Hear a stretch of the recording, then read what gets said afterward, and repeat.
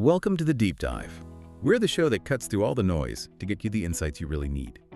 Today, we are diving deep into a topic that honestly opens up a world of possibilities for so many people. We're talking about unlocking significant funding opportunities for international students. Our mission, really, is to cut through what can feel like just a mountain of information. We want to reveal some surprising facts and, more importantly, the essential strategies you need to land those scholarships in top study abroad destinations. That's exactly right. And we've pulled insights from quite a few sources to try and give you a really comprehensive picture here. We're going to unpack the scholarship landscape in Canada, the US, Australia, and the UK. We'll highlight what's unique, but also what's maybe universal about funding in each of these places. The goal is a strategic roadmap for you. Okay, perfect. Let's start with maybe a foundational idea that sometimes feels a bit like a myth. This concept of 100% scholarships. What does that really mean in practice? Is it, genuinely possible for international students to get that full ride? Yeah, that's an excellent question. Because 100% scholarships, or full rides, they rarely mean just one single grant check. It's typically a combination, a package really, of different types of aid. So you've got scholarships first off. These are primarily merit-based, awarded for things like top grades, leadership, maybe research achievements, extracurriculars, that sort of thing. These often come right with your offer letter. And importantly, they usually don't differentiate between international and domestic students. Merit is merit. Okay, merit-based, that makes sense. Then there's financial aid. Now this is different. It's need-based, determined by things like your family income, household size.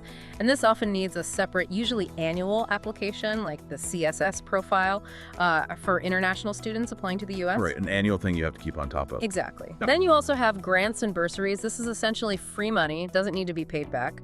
Bursaries in Canada, actually, are particularly good because they're non-repayable. That's a key term. G-money is always good.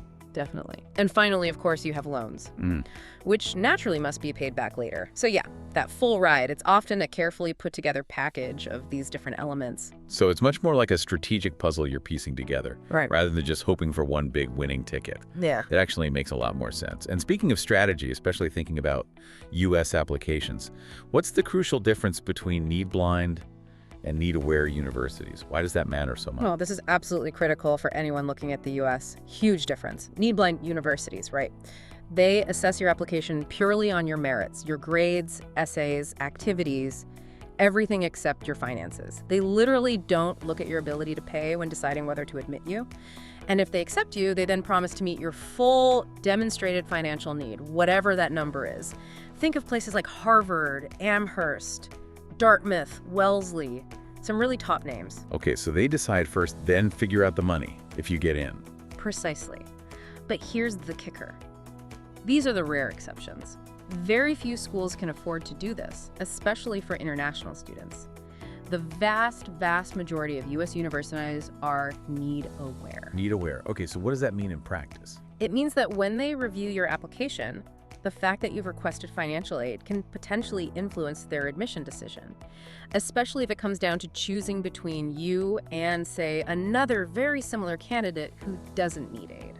Ah, I see. So asking for money could potentially tip the scales against you, even if you're qualified. It could. It's a reality of how they manage their budgets. So it's a really important factor in your application strategy. Where do you apply? Do you apply for aid? It's a big calculation. That's a huge strategic point. If you have significant financial need, Yeah. you really need to aim for those need-blind schools, but understand they're incredibly competitive to get into in the first place. Exactly right. High reward, but also very high bar for admission.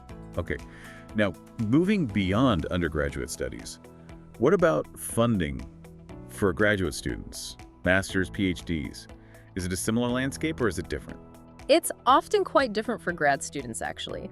The funding models tend to be tied more directly to work within the university.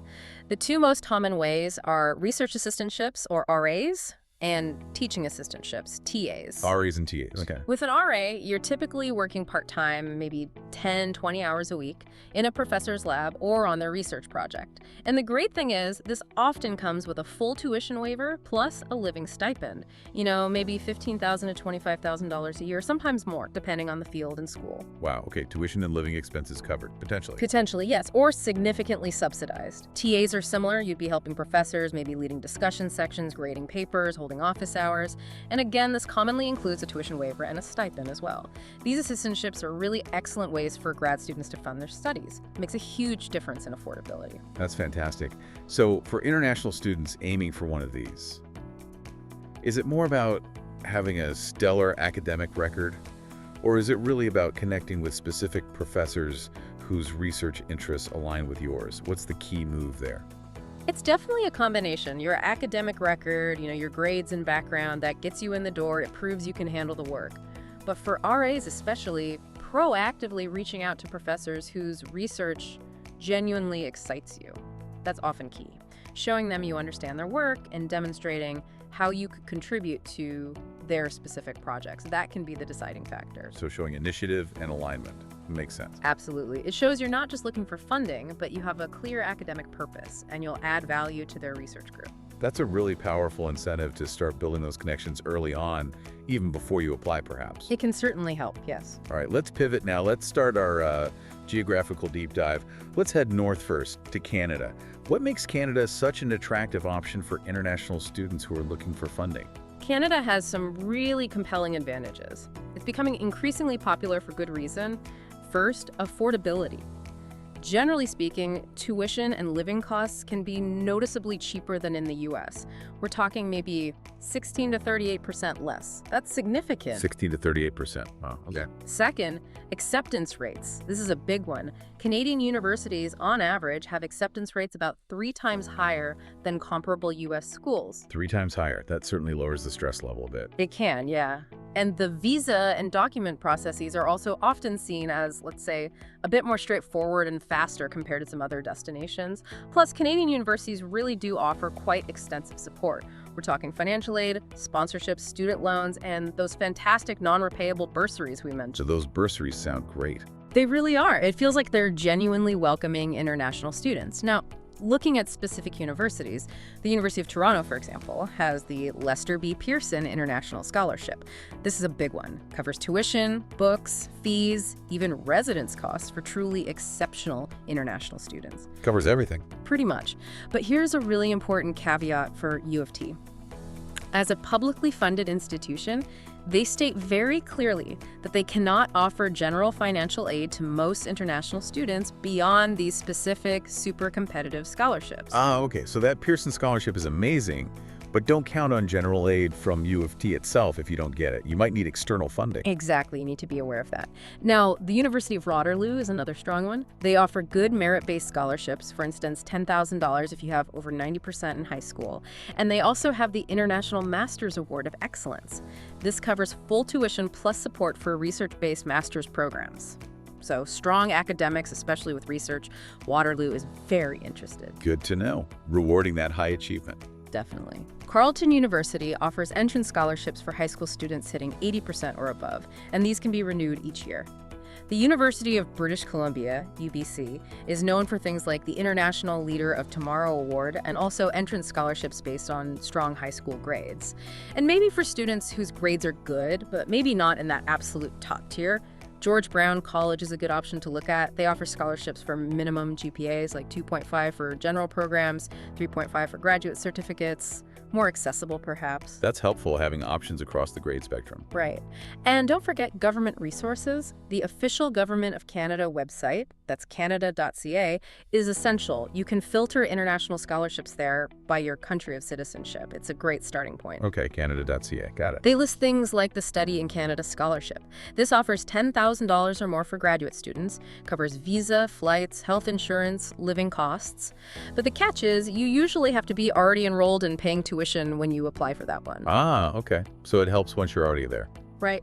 And there's also the MyTax Scholarship, which is specifically for research-based programs, internships, really. One more interesting point about Canada. Some universities actually waive English language tests, like IELTS or TOEFL for citizens of certain countries. Nigeria, Ghana are examples often cited. Or they might accept proof of English proficiency from your previous university. That can remove a significant hurdle and expense for some students. Yeah, that's a huge practical benefit. Takes away one major application stressor. Canada sounds genuinely quite accessible then. It has a lot going for it, definitely. Okay, but let's shift gears now. Let's head south to the United States. It's always a super popular destination, but often seen as, well, very expensive. What does the scholarship landscape really look like there? Are there still those golden opportunities despite the higher sticker price? The U.S. landscape is, well, it's vast and varied, and yes, often more expensive upfront. Strategy is key here. We have to come back to that need-blind versus need-aware distinction. It's just so important for the U.S. Right, because most are need-aware. Exactly. But those top-tier, often need-blind schools like Harvard, MIT, Stanford, Cornell, many of them state that if your family income is below a certain threshold, maybe $100,000, sometimes up to $200,000 a year, you might not have to pay tuition fees at all. No tuition. That's incredible. It is, but, and it's a big but, the enormous challenge is getting admitted to those places first. The acceptance rates are incredibly low. Admission is the primary hurdle. The multi-million-dollar question first, then the funding follows, maybe. Kinda, yeah. Now here's something really surprising, a real game changer that many people don't know about. In Texas, for public universities, there's something called a comparative tuition waiver scheme. Get this. If you receive a scholarship of just $1,000 from a participating Texas public university, that small scholarship can make you eligible to pay in-state tuition fees instead of international fees. Wait, seriously? $1,000 unlocks in-state tuition? Yes. It can potentially save you tens of thousands of dollars per year. It's incredible leverage from a relatively small scholarship. That is genuinely astonishing. That's exactly the kind of insider knowledge students need. It really is. And Florida public universities have something similar. They offer out-of-state tuition waiver scholarships. These can be worth up to $8,000 per year or $32,000 over 4 years. Again, a massive financial help triggered by securing a specific type of scholarship. Wow. Okay, Texas and Florida waivers. Yeah. Definitely worth investigating those specific states. Absolutely. Beyond those unique waivers, there are many other direct scholarship options across the country. The University of Michigan Dearborn, for instance, offers graduate scholarships covering up to 60% of tuition. And you can combine those with assistantships to get closer to full funding. Combining is key. Yes. Drexel University in Philadelphia is known for its Dean scholarships. These can cover up to 75% of tuition and are often awarded automatically based on merit, like having a 3.0 GPA or higher. No separate application needed sometimes. Automatic consideration is nice. Less paperwork. Definitely. The University of New Haven offers merit scholarships covering up to 100% tuition for both undergrad and grad students. Again, often no separate application if you apply by their priority deadline. Up to 100%. Okay. And the University of Rochester in New York, they offer quite significant average scholarships to international students. We're talking around $45,000. $45,000 on average. That's substantial. It really is. And for students maybe looking for schools with, let's say, slightly higher acceptance rates, but that still offer decent scholarships, you could look at places like the University of Vermont, Florida International University, Mississippi State, University of Findlay in Ohio, Kent State, Missouri State, Western Kentucky University. There are many options beyond just the Ivy League or the most famous names. That's great advice. Look, broadly, don't just focus on the top 10 or 20 ranked schools. There's value and funding to be found elsewhere. Precisely. Do your research widely. Okay, wow. The U.S. picture's complex, but those waivers in Texas and Florida, that's a real nugget. Let's move across the globe now. Australia. Another huge player in international education. What's the funding situation like down under? Australia's scholarship scene leans heavily towards merit-based funding. Your past academic performance is really, really crucial there. So grades are king in Australia? Pretty much, yeah. They're the primary driver for most significant scholarships. You'll find a real mix of fully and partially funded options, lots covering maybe 25% or 50% of tuition, but also quite a few offering 100%. And some of the top ones, especially for research degrees, also include living expenses. The main insight for Australia is strong academics are your best currency. They reward that up front, often significantly offsetting tuition. For PhDs, it can mean a full package with a stipend. Okay, reward for past performance. Makes sense. What about specific examples? Sure. The University of Melbourne, they have the Research Training Program, or RTP, scholarship. For doctoral students, this can mean a 100% tuition fee offset plus a living stipend, around AED $34,000 a year, for up to 4 years. That's a full package. Full PhD funding. Excellent. Yeah. And for undergrads, Melbourne also offers things like $10,000 tuition remission, or even 50% to 100% tuition remission based on merit.